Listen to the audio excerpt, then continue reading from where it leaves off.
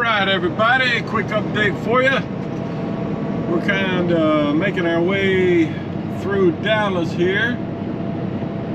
I made that delivery back there in Ennis, Texas, which is about 30 miles south of Dallas, right off of I-45. Now we're on 75,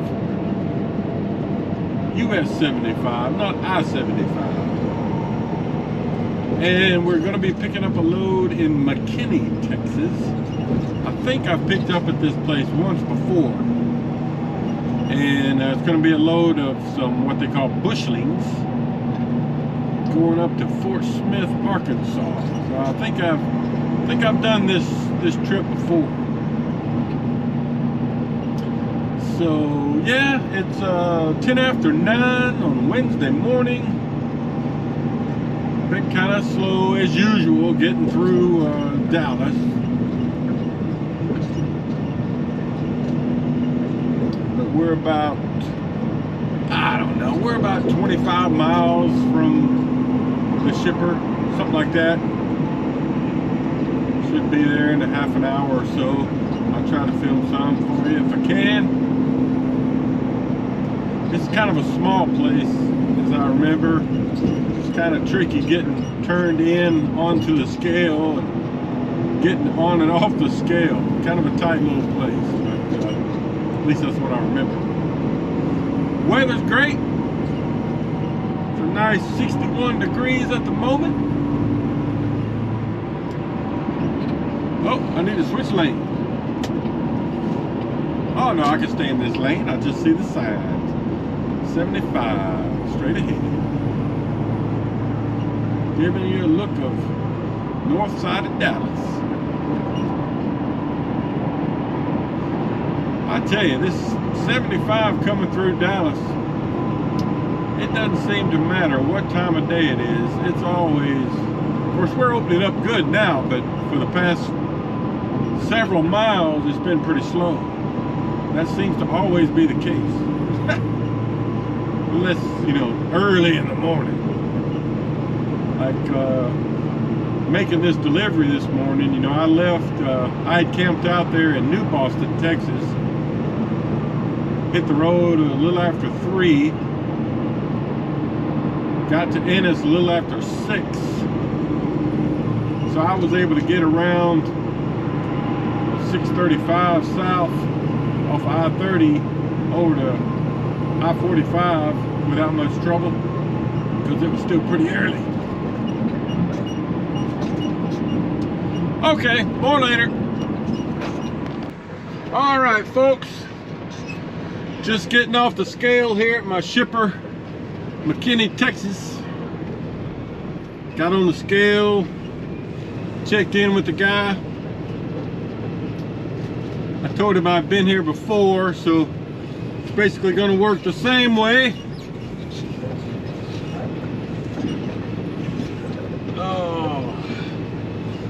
Looks like they've cleaned up a little bit.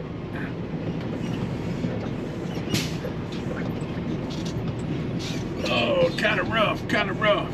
So what we're going to do is kind of swing around here, make a loop to the left, and end up over there where you see the claw grabber maybe. And then we'll go back towards the scale. They've got some more stuff over there closer to the scale where we'll top off the load. At least that's what he said we'll do. So I'll give you a look. This is kind of a small place. Kind of a tight turn here. See if I can do it without going in the mud. Look for any crazy stuff I might be driving over here. Yeah, I got to kind of get this turn as wide as I can. So I'm going to have to get in the mud after all.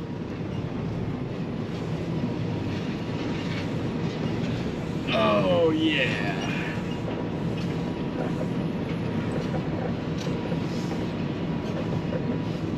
I I gotta watch back here to make sure I'm clearing all the debris in the back.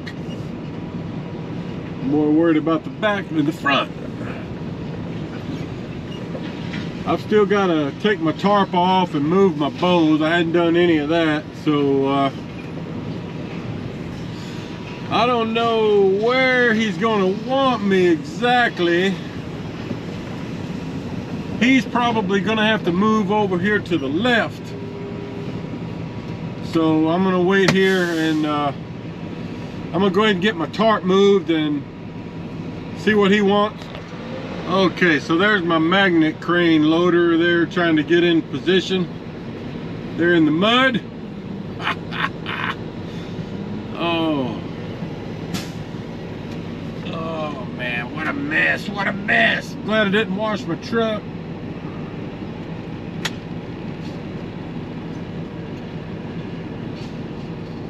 Yeah, he's trying to kind of pick up debris and stuff from around there.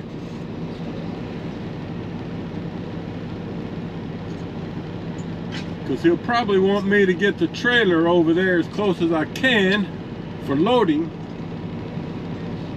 I don't know, we'll see.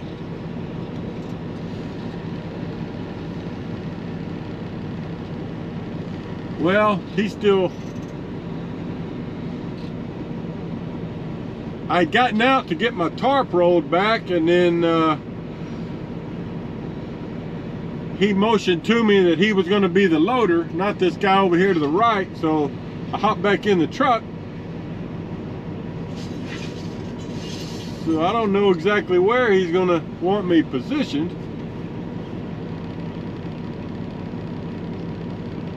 Anyway, I'll pick this up in a minute. Okay guys, so we're getting loaded now. I'm gonna get you a shot of it from the back of the trailer. I came around from that way.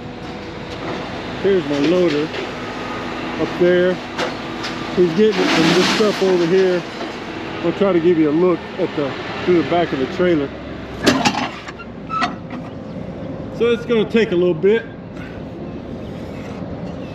He's done about 3 or 4 drops, and that's all there is so far. So if that's where he's getting the stuff from, I'll try to show you one if I get an opportunity here. There you go. He's using the magnet crane.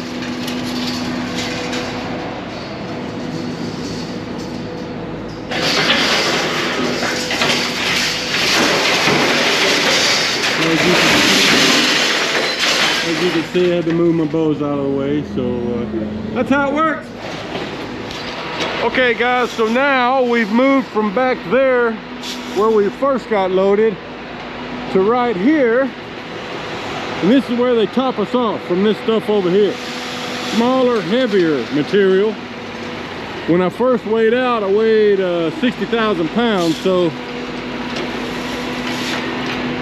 need about 19,000 more. Let's just hope we can get it right this time.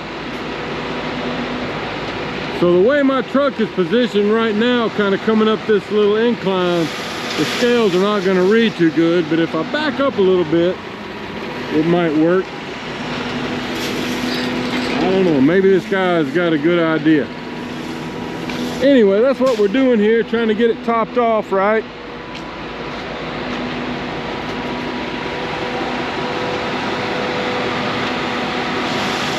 So that's a good picture of how it works. All right, boys and girls, welcome to Thursday morning. It's about 10 till 7. I'm traveling here in northwest Arkansas on I-49 northbound. About to go under this tunnel.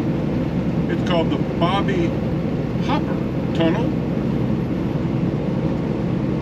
Not something you do every day.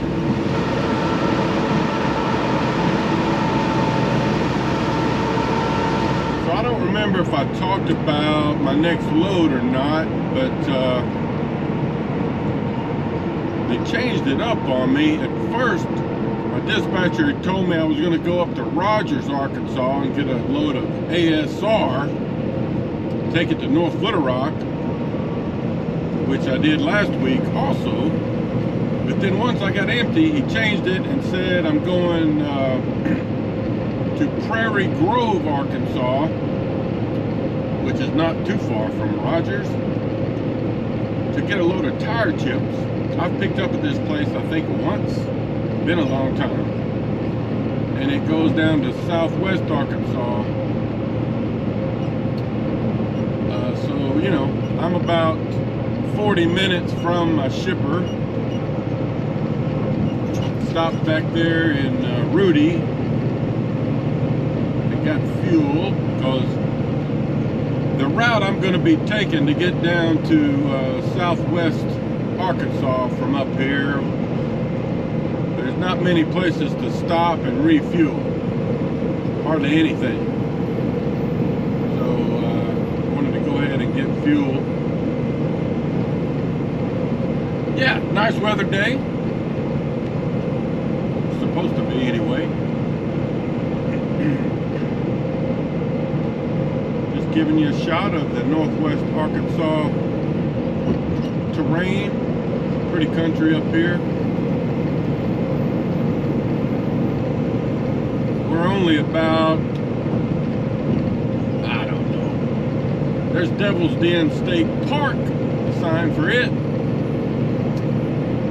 I remember when I went to school up here at the University of Arkansas, me and some friends went and camped out one weekend here at Devil's Den State Park. Found a tarantula, I remember.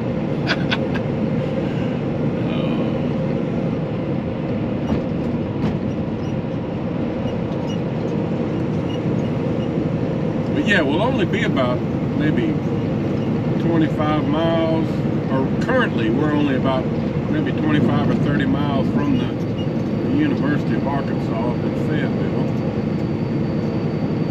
just to give you a reference.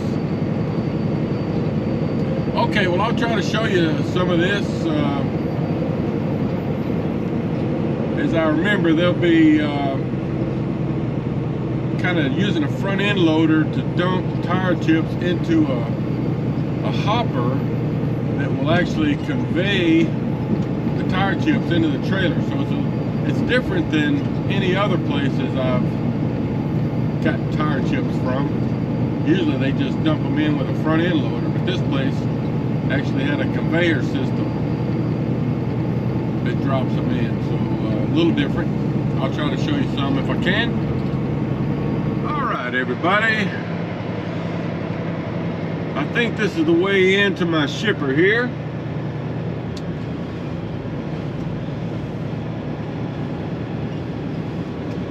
Oh, I do have a vague remembrance of this.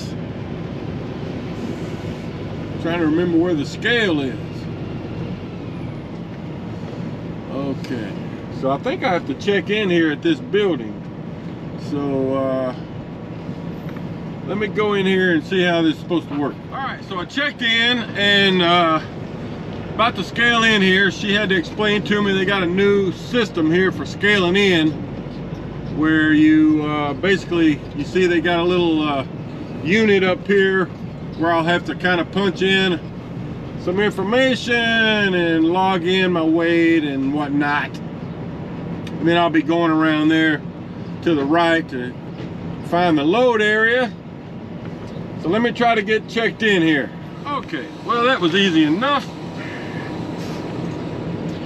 It doesn't print anything out, it just saves it for later when you scale out. Alright, so let's see if we can figure out how to get around here to where they load tire chips. I really don't remember much about this.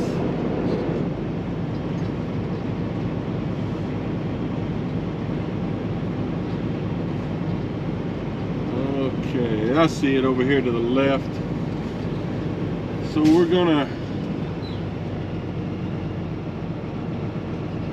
have to make a turn here to the left, and the loading area is over here.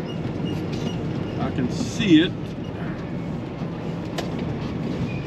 So I'm going to go ahead and try to make this turn before this truck comes up the hill. get out of his way. Give you a good look at things.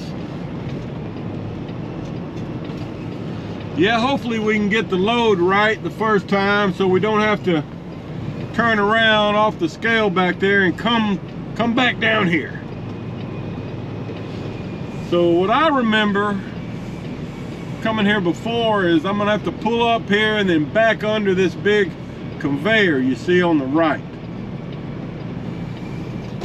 So I'm gonna just kind of get in position here to do that and try to find a loader and verify that that's what we need to be doing.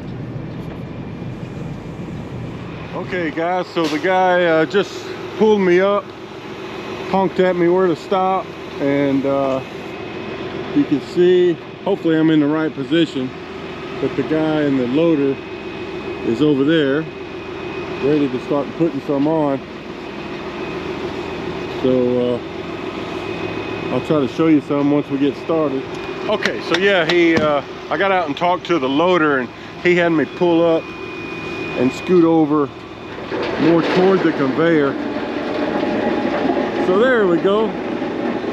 So what we'll do here is he'll just keep dumping in front end loads into that hopper there, and you know, we'll slowly fill up the trailer and pull forward as we need to. I'll try to watch my gauges,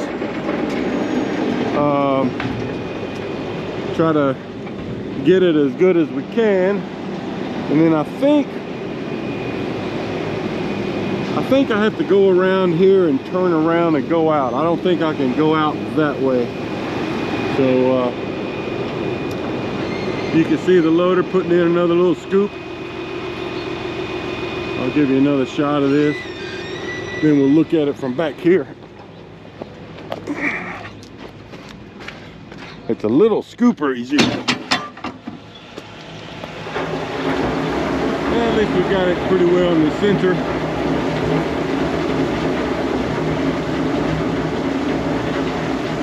These are tire chips. You can probably tell a lot smaller than the tire shred I've been picking up recently there in Little Rock. So I'll give you a look from this side.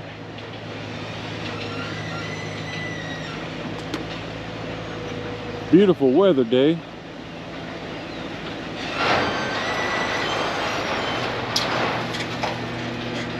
All right, that's how it works, Joe. All right, everybody, so I'm loaded and heading out of this shipper. Me and the other Oakley driver that were kind of getting loaded there at the same time, both were overloaded by a few hundred pounds.